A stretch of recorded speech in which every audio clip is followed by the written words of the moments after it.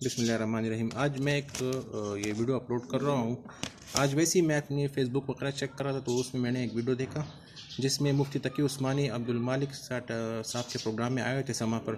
तो उनको एक तबलीग वाले बुज़ुर्ग थे, उनको ख्वाब में अक्सर रसूलुल्लाह सल्लल्लाहु अलैहि वसल्लम की ज़ियारत नसीब होती है। तो उस बुज़ुर्ग ने मुफ्ती तकी उस्मानी साहब को बताया कि एक मैं मतलब पिछली रात को मैंने ख्वाब देखा है, ख्वाब में मैंने रसूलुल्लाह सल्लल्लाहु अलैहि वसल्लम की ज़ियारत मुझे नसीब हुई है। और रसूलुल्लाह सल्लल्लाहु अलैहि वसल्लम से मैंने ख्वाब में पूछा कि या रसूलुल्लाह सल्लल्लाहु अलैहि वसल्लम, इस बीमारी की मतलब ये बीमारी बहुत ज़्यादा फैल चुकी है और इसने काफ़ी लोगों को मुतासिर किया है, कोरोना वायरस जो है। तो इस पर रसूलुल्लाह सल्लल्लाहु अलैहि वसल्लम ने उस बंदे को ख्वाब में ही इसका हल बता दिया।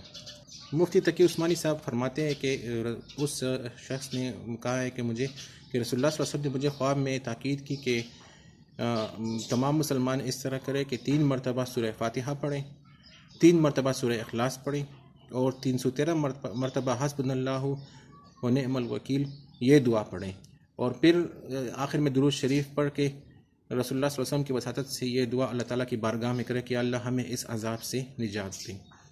ये इस वक्त एक अज़ाब है और इस पैगाम को ज़्यादा से ज़्यादा आगे फैलाए ताकि ज़्यादा से ज़्यादा लोग हर हो सके तो हर नमाज के बाद, अगर हर नमाज के बाद ना हो, दिन में लाजमी एक दफ़ा पढ़े और अल्लाह के हुजूर गिड़गिड़ा कर ये दुआ करे कि अल्लाह हमें इस मुसीबत से निजात दे। शुक्रिया।